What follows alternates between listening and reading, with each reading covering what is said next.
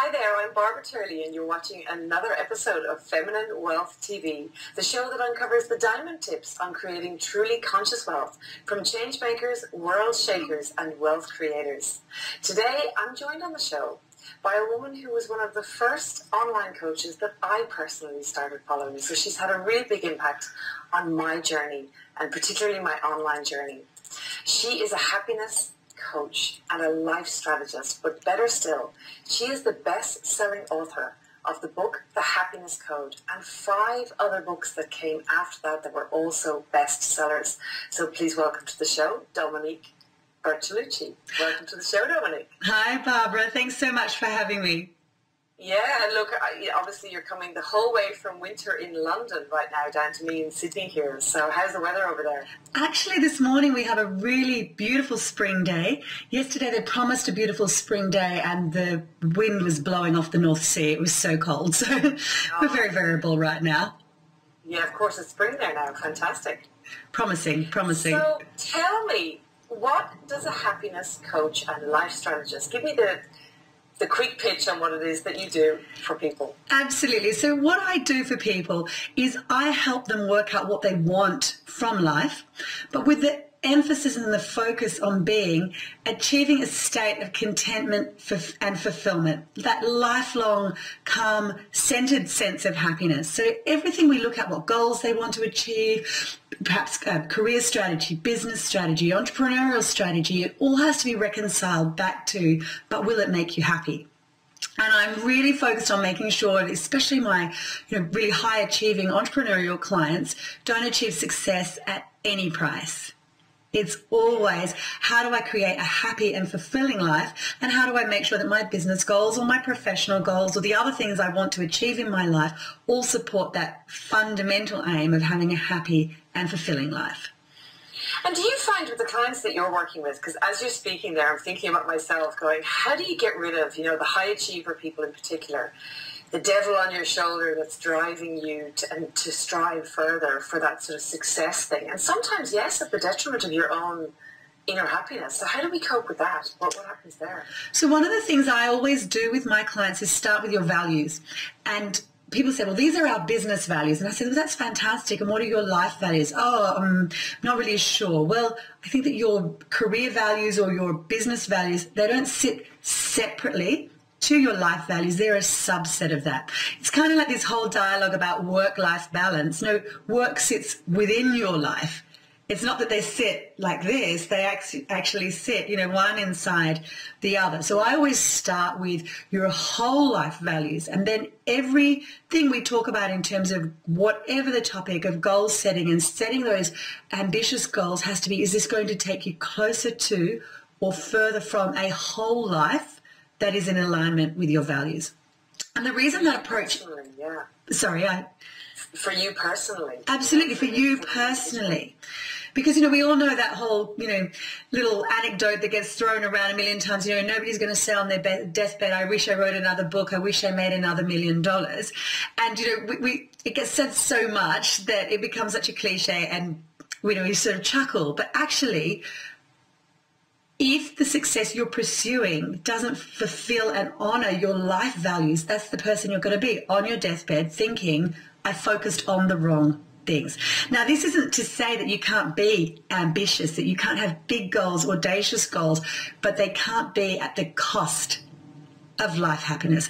And what I try to work with my clients is how to make what we call acceptable compromises. Compromises where you don't feel personally compromise, whether that is because you have values around your relationship, your health and well-being, children, other people in your life you take care of, goals around, travel or finance. How do we make sure that one thing that you're pursuing, business or career success, isn't annihilating your ability to honor those other values? And so sometimes that means that you might have to follow a different path to your goals.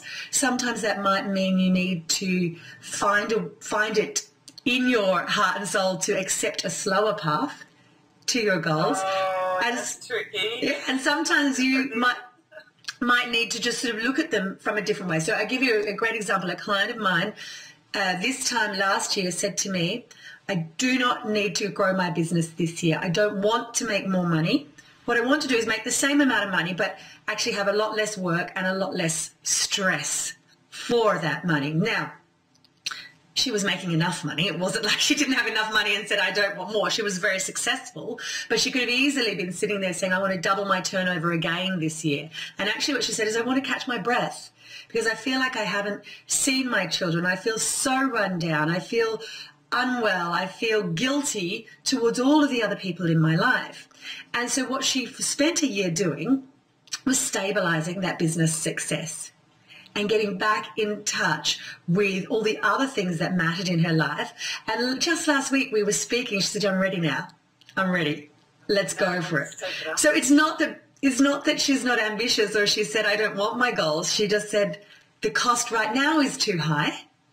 Let's consolidate and let's review when I no longer feel stressed, compromised, guilty, like I'm letting everybody else down, like I'm a fraud and people are going to catch up with me because I'm sort of juggling so many balls. So I guess as a happiness coach and life strategist, I'm helping people with their goals, but within that context. And had she pursued a let's double your turnover last year, she would have felt guilty. She wouldn't have seen her son. She would have felt that she had threatened her marriage or her values she held around a happy marriage. You know, I can't speak for the husband, but she felt that she wasn't honouring the promises that she made to be there as a person, as a partner, as a co-companion in life. She would have been run down. She would have been ill again because she was starting to get ill. All those things would have happened. So that's the way I encourage people to think about their goals. It's just not at any price. And so many people respond exactly the way you did, which is, oh, but that's a bit scary. But actually, you know, in a whole life, you're going to have plenty of time to achieve all that you want to achieve, but let's just get there in a healthy, happy, sane way. And tell me, so how did you end up on this path? I mean, what was the backstory of you coming to this point of becoming, like, how does one become a happiness coach? Well, I guess for me, I'd worked in the world of investment banking, not as a banker myself, but as a consult, initially as a project manager and then as an independent consultant. It was a very goal-driven environment, especially a project world. Everything's about milestones and deadlines, and I actually really like the adrenaline of all of that. I didn't find the work emotionally fulfilling, but I found it very mentally satisfying. But the higher I got and the more successful I became, I personally could see that this wasn't sustainable with what I wanted for the rest of my life. It was absolutely fine for the here and now. I'm making loads of money. I'm shopping in Gucci. I'm, you know, the most senior woman of influence in this organization. You know, it was really an exciting time, but I could just see it wasn't sustainable in terms of what I wanted for the rest of my life and for my future and where I actually wanted to take my whole life. And so during that time, I worked with a coach. I went along to a networking event. There was a coach speaking. I'd never heard of life coaches before that. And I sat down and worked with her and sort of tried to unravel what it was about my job that I liked, what I didn't like, what were my kind of options. And really importantly, it wasn't because I was unhappy. It was because I wanted to maintain my happiness. People think, oh, there's nothing wrong. I don't need a coach. But actually, why not keep it right? So that was where I wanted to head. But the biggest thing that came out of that time for me was I could actually see that her job was all the good bits of my job without the bits I didn't like so much. So she worked around goal setting and milestones and deadlines and ambition and energy and looking at what might get in the way. But she did it with people who showed up willingly, enthusiastically, whereas I found so often I had my boot behind people's backsides, pushing them towards the future they needed. So I retrained as a coach, and initially I just thought, oh, this would be a great skill to have in my toolkit, but I just fell in love and I just thought this is what I want to do. And over a period of time, as I explored, you know, what might my niche as a coach be, I came to the conclusion that what I really enjoyed with most of all was when I'm doing my one-on-one work, not my online programs, but my one-on-one work is with creative entrepreneurs. So people who achieve their business success in a creative environment, or at least in a very creative way. And then sort of the last part of that equation was, over the years, I was always doing this happiness coach life strategy and people would call me their business coach, they'd call me their life coach, they'd call me their success coach. Really, it was coaching, but what I came to see was what was so valuable about what I was offering my clients, and possibly what was different to the way a lot of other business coaches or success coaches were working, was really putting these whole life values as the beacon that everything else is working towards achieving and supporting. I love that. I absolutely love that, because, you know, even with clients that I'm working with, people talk to me about the money end of things, and I came from banking just like you, and I always think, well, you know, how much money is enough, and how much money do you really want? And nobody can really answer that question for you. The only person who can answer that is yourself, and, you know, how much you actually want to have in your life. So I love that you take that approach, you know. What I'd love to ask you now is, when you started out as a life coach, I mean, you've been hugely successful. You've written the books. You've had some really high-profile clients. How did you start out getting clients, or did it all just kind of come to you, or what was the start of that? Like, how do we all get into this game of coaching and be successful with that? That's such a great question, and I talk a lot about that in my online course, Business Mastery for Entrepreneurs, because when you do coaching, you know, there are two things that go on for you. You think, I will do work I love and I will be rewarded. Because money comes to people who do the work they love, because that's what we're told. And actually what I've found, and the hard way, is that when you do the work you love and you follow a series of steps, strategies, processes and follow through, then the money comes after quite a while. So yes, you do the work you love and the money will come, but it's a bit like, you know, a concertina after all these other things have come. And so where you start out and where the money is actually quite a lot further away than you think. So that was one thing that I certainly learned the hard way. And the other thing was, you know, the coach schools at the time were saying, well, you know, you write 100 letters to 100 people you know, and you'll start to get your first clients. And that was true. And for the first 6 months, I was busy, because within my network of the 100 people I could think of to write my little 100 letters to, because we weren't doing so many mail shots, you know, 12, 13 years ago, I had one person whose father sat on a number of boards. And so he introduced me to a client, one of the companies he sat on the board of, and I did some one-on-one coaching, but also some group workshops for them. That was fantastic. And another friend's wife was the executive assistant to an MD of a company who had sat in a meeting that day and said, we need to do some coaching for this particular team. So I had these two nice corporate clients, and one other person came from somewhere, but that was kind of enough, because both those clients had a few clients with them. I thought, so easy. I'm so in the money. This is so good. I'm like, I'm going to achieve my goals 20 times over. I booked a training course in California, and I wound up my work with both of these two clients, and I sat there for 6 months thinking, oh, should I write another 100 letters? and slowly but surely I learned that there was so much more to it than that, and that absolutely people say, well, you build a referral-based business. Yes, and it took probably 3 years for my business to be able to look at my client list and say these are largely referral. This is now a referral-based business. 3, maybe 4 years before the volume of referrals came through. So it was quite a journey, but I think that concertina is the best sort of analogy of what you need to do between doing the work you love and making money. Oh, I love that. Yeah, because there are so many little steps, and then like steps within the steps. And if you miss one, or, you know, you make a mess of one, it can change everything. It changes everything along the way. And if I think, you know, I had to learn not just to be good at selling, as in meeting with a potential client and actually supporting them through their decision to work with me or not, but also to think about what is my process here, if just little things like learning that my client decision-making cycle, there was a decision-making cycle that the average client went through. So if I met with them and say I followed up a fortnight later, and then I didn't hear anything else from them and I forgot about them, and their decision-making cycle was 3 months, I wasn't around when they were ready to make a decision. So just little strategies like that you sort of slowly build over time, and they become the things that sit sort of in those, in the concertina. So tell me about the books. When did you, how, first of all, with all these clients and all the work you were doing, it's so hard to get a book out. How many years was it before you got your first book out? I actually got my first book out really, really early in my career.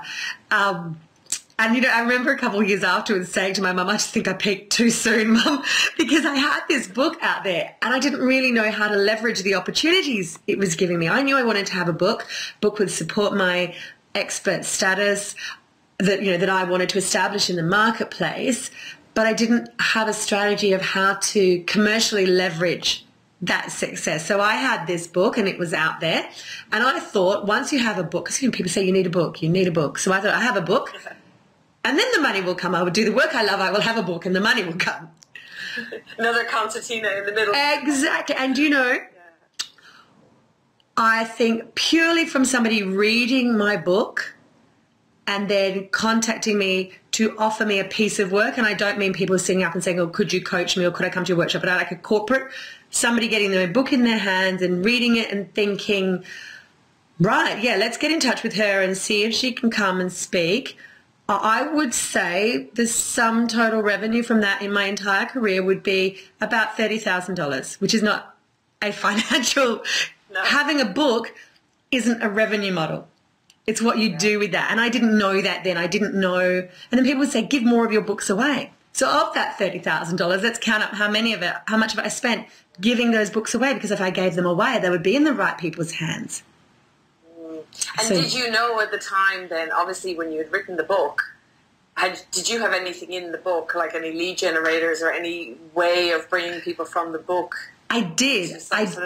Digital funnel, or you probably didn't know that stuff. Well, this is the thing, and I think so. The book was a great lead generator, but I then didn't have the offerings in place to do with that leads other than send them my newsletter. And part of that was the timing. You know, this was 2006, so in 2006, our technical capability to deliver online programs, you know, you needed to invest $10,000, $20,000, $30,000 to have somebody customize something for you. You can do that with one click.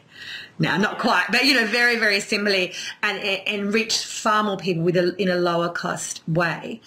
And I think definitely at the time as well, I didn't have a clear, I knew that I needed to use this book as a lead generator, but I didn't have a clear strategy or funnel. What was I going to do with these leads? I was just going to... So back to the concertina, I had the book. That was great. And I captured email addresses. That was great. And occasionally I'd run a workshop or do a course, and that was great. But I just didn't have this whole sort of strategic approach to how I would generate revenue for my business. And I think part of that is because I knew my topic, I knew my expertise, and I knew that I needed a book, but I didn't actually have a strategy for how I would use that book. And all of that learning took a bit of time. I know. And what's fascinating about that is, you know, it's like so many people, particularly life coaches and naturopaths and, you know, people in the wellness space, not so much now, but you know, doing your craft is one thing, but running a business is like a whole other thing, you know, that you can't be expected to be great at. It's not like you just, you know, come out of the womb and you're an amazing business person. Absolutely. And it's another skill. And I had been running multi-million-pound projects, turning around multi-million-pound projects, teams of, you know, like 80 people, corralling them, getting them to perform, getting results.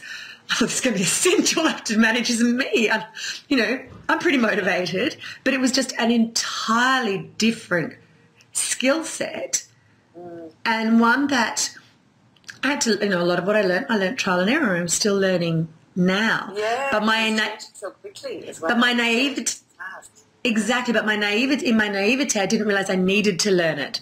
So it wasn't until I was really floundering in that sort of second year of being in business and not having any business that I thought, oh wow, like there's some massive gaps here. I don't actually know what I'm doing. And that early success was luck.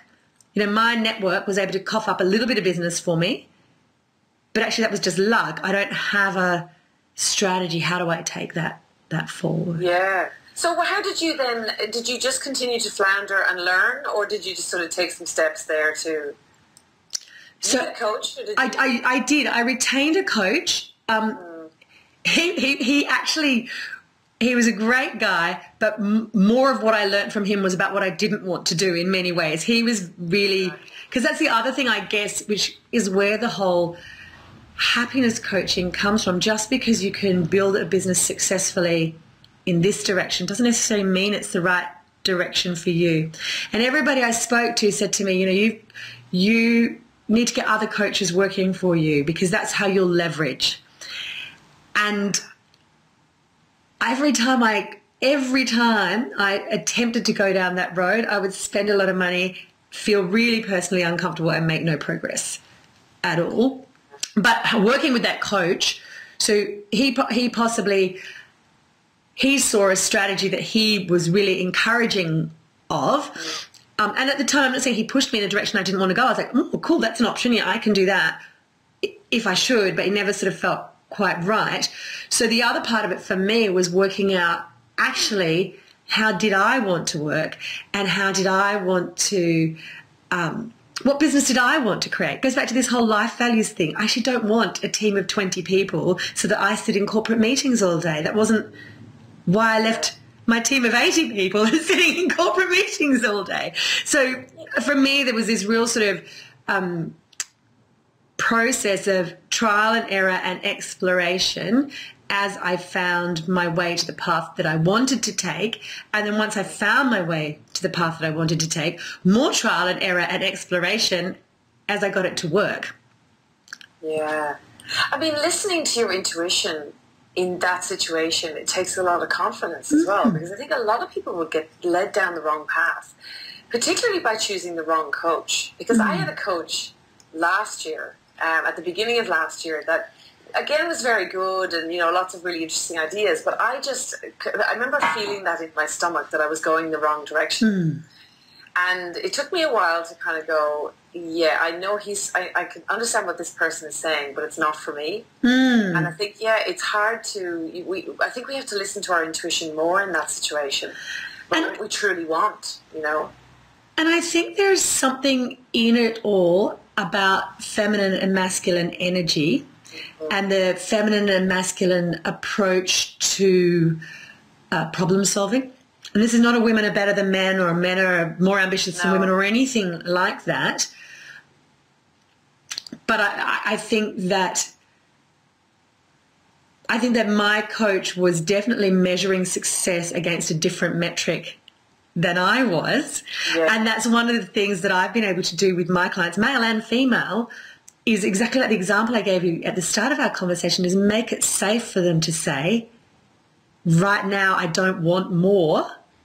And that doesn't mean I'm slack. It doesn't mean I lack ambition. It doesn't mean I'm giving up or any of that sort of hoo-ha, rah-rah sort of stuff. It just means it's stopped working for my big picture. Yeah, for my personal vision. For my personal vision. And I think, you know, women juggle more roles than men do. The average woman, it is not about whether you have children or not. The average woman is still juggling more roles than men do. You know, there's a recent article I read here in the UK about how even in child-free couples where both couples work and both couples are successful, the woman still comes home and cooks the dinner. She still comes home and does the second shift. So regardless of whether you have children, which is the obvious juggle, most women are still juggling more roles.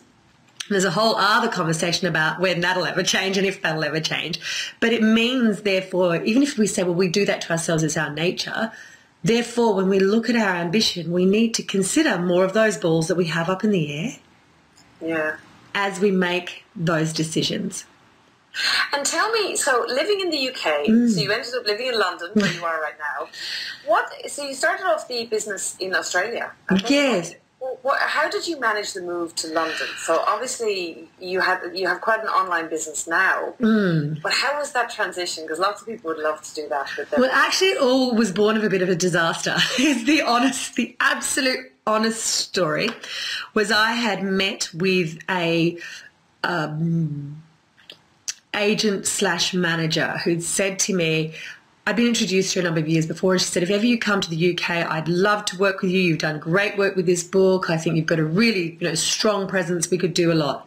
with you. And I said, oh, okay. But I was in Australia then, and I didn't really want to leave and come to the UK. And because we had lived in London, then my husband and I were living in Sydney. And then I met with her when we were on a trip, and she said, you know, that nothing's changed. I still want to work with you, but you need to be here. If you're here, I will work with you. And this sort of sat here fueling my ambitions. I started thinking about all these things I could create. And meanwhile, my husband was sort of saying, oh, I'd love to go back to London and do another stint. We had our daughter and she was young, and we thought, well, while she's young, you can take her anywhere. And so I was actually not, I was going to say slowly but surely, no, over one particular long weekend, the decision came that we would come back. And meanwhile, actually, an opportunity was dangled for my husband as well. And it was 2009, so we just had the GFC, had just hit, and we were thinking, this is, at best, this will be a business as usual year. This is not going to be a year in Australia where things suddenly take a leap forward. At best, we'll be able to maintain the status quo. Therefore, the opportunity cost of trying something else is minimal because we didn't see big opportunities. So we packed everything up, and over we came, and he sat down to his first business meeting and found out that the project had been kiboshed, and the chap hadn't wanted to tell him because he wanted to use him for another project that he hadn't got off the ground yet but was still hoping. I then proceeded to start calling this agent come manager and tell her I was here, and she kept cancelling meetings on me until she basically told me in a text she didn't want to work with me after all.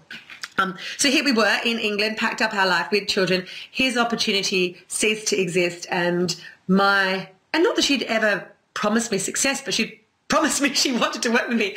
I'd received this very unceremonious text saying it's just not going to work. And I was like, right, okay. And I share that story because, you know, it was a catastrophic time. We were both sitting here thinking, right, okay. And it is the GFC, so all the opportunities are much tighter. You know, what do we do? And I share that story for two reasons. One, because it's so easy to look at somebody else's life and think, gosh, it's been easy for them. You know, she'd only been in a business a couple of years when she wrote her first book, and then she jetted off to London and recreated it all there. And, you know, that's just not how things look when you peel back the surface. And I think it's so important when you look at other people in your industry or in the media, people that you admire, that you don't project fantasies about success onto them. You know that actually they might have gotten ditched in a text at a really critical point in their career. So that's one reason I tell that story. And then the other reason is because we sort of said to each other, look, we've invested so much time, money and energy getting here. Let's see what we can do with this situation. And it's that whole life throws you lemons, make lemonade. And the decision that I made was that I wasn't really happy with how things had turned out. So I thought what I need to do now is make sure that I am not chained to being here. Because I sort of, with my personal motivation had really been this opportunity of working with this woman. I need to be able to leave when I want. And that's what led me to really focus on having a very nimble business. So there was no longer an office. All the overheads I'd had in Sydney were just gone. And I wanted my business to be run not on an oily rag, but certainly nimble. You know that there's that line in the film Heat, and Robert De Niro says something about, you know, something about being able to pack up your life in 30 seconds and walk away from it. Yes. You know the one I mean? And that was kind of how I was thinking. I need to be able to pack this up in about a minute and not walk away from it, but take it with me wherever I go next. In a bag. Exactly, in a bag. And so that led me to, one, looking very much at how nimble I could make my business, how I could do what I wanted to do without accumulating overheads. And a lot of that, again, those opportunities were coming at the time. When I started my business, you paid for a fax line. Now you can have a digital fax. How many faxes do I receive a year? Like 2, but I can have a digital fax. So all of those opportunities came, and then that very much also drove me to looking at how do I have a client base that I can also take with me wherever I go. So that was my lemonade that came out of that time. Yeah, I love that story, and that you just didn't give up. As you say, you just didn't fall in a heap and start crying. A bit tempting though, a couple of times. Oh, I know, I can imagine. But I mean, success is never linear. Yeah, I mean, as you say, we all suffer from that comparisonitis thing. And you see other people on, social media in particular, and you think, there she is again, more success. More success. Exactly. But the truth behind it, we all have these situations going on. We all have lemons getting thrown at us all the time that we have to deal with. So Yeah. And it really helped me in that time get clear once again about what it was that I wanted. You know, Yes. okay, I'm not going to get out of this opportunity what I thought I was going to get, but what do I really want to be doing? And it wasn't that I started again from scratch. It was that I just had to do a bit of redesign. You know, I love to cook. Let's say you want to make a certain dish and you're all set and ready to go, and then you open the pantry, the fridge, and one of your key ingredients is missing. You can jump in the car or jump on your bike or go for a walk and buy the missing ingredient, or you can say to yourself, all right, well, I still sort of feel like this. How can I work around this? How can I do it a bit differently and still get to close enough to where I want? Yeah. So tell me about today. So today you've got a couple of online training programs going. You've got all the books. You've got your private clients. What's the major focus for you right now? Major focus for me right now is America. So, yes. In terms of going there? In terms of like America. So one of the things that's really apparent to me, so strategically my big picture is about generating my energy towards the American market. One, it's bigger. And two, it's interesting for me, living in London, the largest part of my client base is still in Australia. And I find that, you know, I say to Australians, this is what I do, and they say, oh, you know, that's quite interesting. I tell Americans what it is, or I tell British people what I do, and they say, oh, that's quite interesting. And I tell Americans what I do, and they say, that's awesome, that's so interesting. So I think this whole, this whole... Absolutely. So the whole marriage of business success and self-help and motivation is really, the American market is really great. And so my books are now available there. So that's, so for me, I guess on a personal level. And then what I'm really focusing on now this year is all about really ramping up my online offerings so that rather than working online but still with a largely Australian, I have clients all over the world, but still largely an Australian database, it becomes truly global, and that there are more online offerings so that people who want to work with me wherever they can, and I have something at the level that they want to work at. And then would you go to America? Could you see yourself living in the US for a while, or just traveling there maybe just to...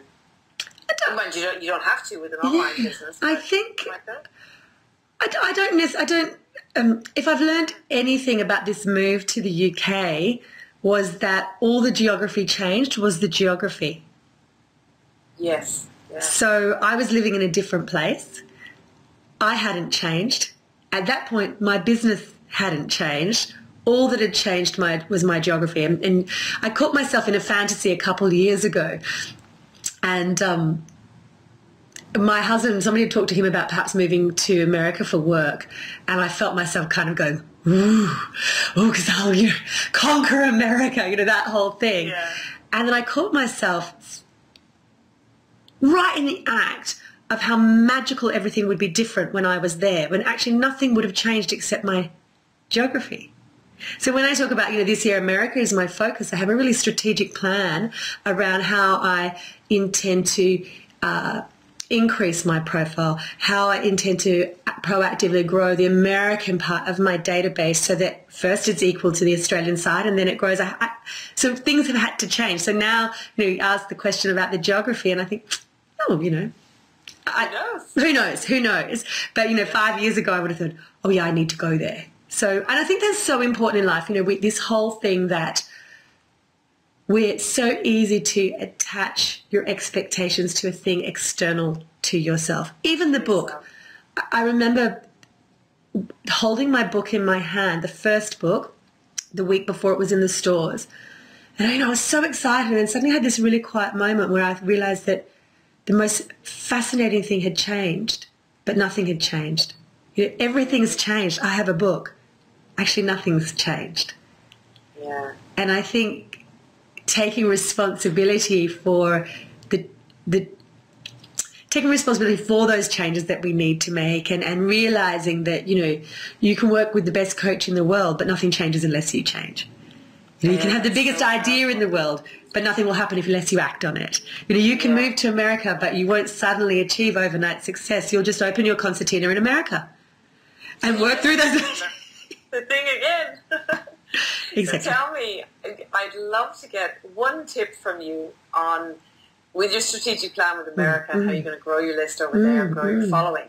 Can you give us one tip about something that you're going to be doing there to try and grow that list that we might be able to do in our businesses as well? Okay. Well, the one thing that I'm looking at doing is a targeted Facebook advertising campaign. And one of the reasons why, and I don't think Facebook is the magic pill, this is because I understand my niche.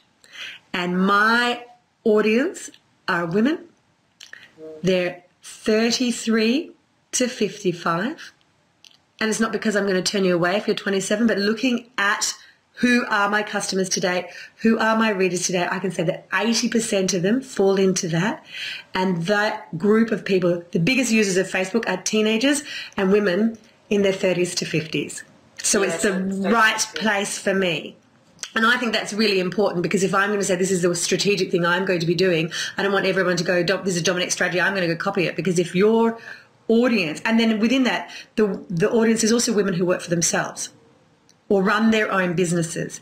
So again, it's a prime media, whether it's social media. I could have just as easily said, I'm going to do a campaign of advertisements in the local newspaper. So it's about understanding really understanding your audience. So that's going to be the big thing for me. It's about saying, what's my ambition and where is my audience and how do I bring them together? And that's the most targeted, cost-effective way of me doing that. But actually what I probably say to your viewers, the advice isn't, my strategic snippet isn't that I'm going to do that. It's that look at the thinking behind that. Understand my audience and understand where they are and find out how I can speak to them where they are to give them the best chance of hearing me. Yeah, I love that. I think that's such a great tip to end on, and a really good, as I say, strategic advice from you. So if the viewers want to connect with you, they want to know more about you, Absolutely. Where should they go? They should go to domoniquebertolucci.com and sign up for my free online video training. And they should also be aware that coming in March, I'll be having another intake for my Bigger, Better, Brighter, More Business Mastery for Entrepreneurs program. And that is an 8-week online program where we look at what success you want for your business and take a very strategic approach to that. But starting with what's your vision for your whole life and how do you create a business that really works for you? Oh, I love that. I love that. You're right on philosophy for me. I absolutely love that, Domonique. Thank you so much for joining me today and for sharing that story with us, because I know a lot of people will get a lot out of what we've just talked about. So thank you so much. And thank you so much for having me. It's been a real pleasure. And thank you for joining again for another week. Remember that you can catch me later this week on my podcast, Wealth Unplugged, where I'll be giving you my key takeouts from my talk with Domonique today. So until next week, see you again.